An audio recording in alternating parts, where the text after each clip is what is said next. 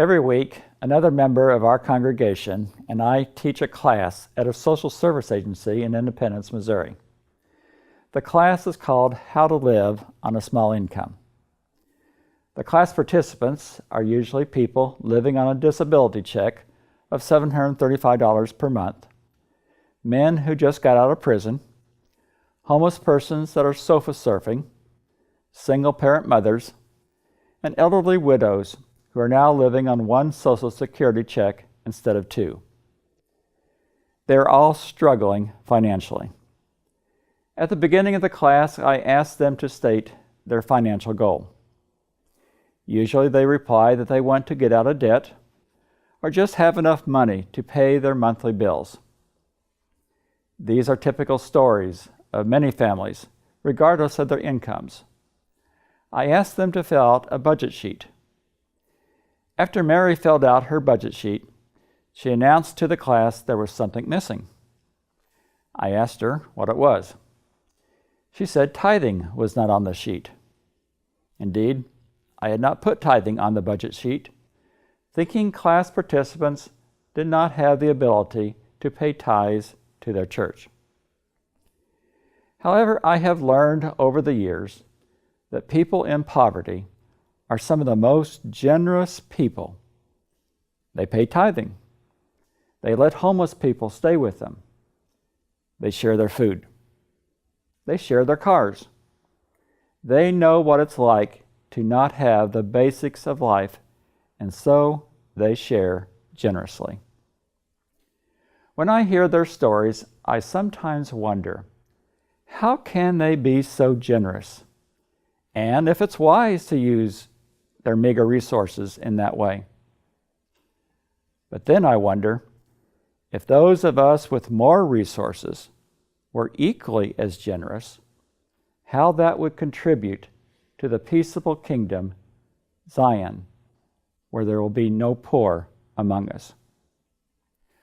One part of the class is a discussion of needs and wants. I do a demonstration to exemplify the concepts.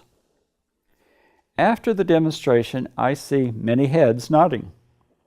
For some, it's a lesson that they've already learned, and for others, it's a new concept. Oftentimes, they mention on their class evaluation sheet that they appreciated learning about needs and wants. Of course, this is a lesson that is important for all families, regardless of income. Is eating out several times a week a need or a want? Is having a closet full of clothes that are rarely worn a need or a want? Is taking an expensive vacation every year a need or a want? Is a $4 coffee every day a need or a want? Of course, these are private decisions.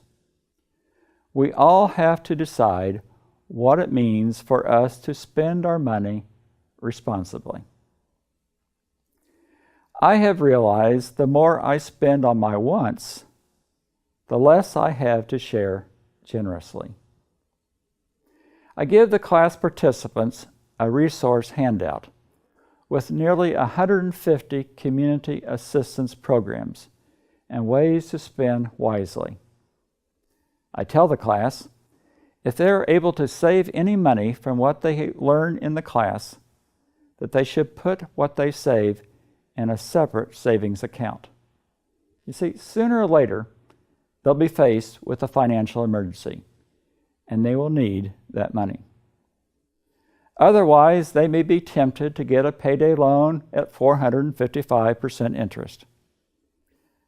I'm really death on payday and title loans. So we also discuss how to get out of those debt traps. The class is tailored to low-income families, but it's based upon several of the church's principles of a disciple's generous response. Our stewardship challenge is to spend responsibly, to save wisely, which will allow us to share generously for Christ's mission, both locally and worldwide.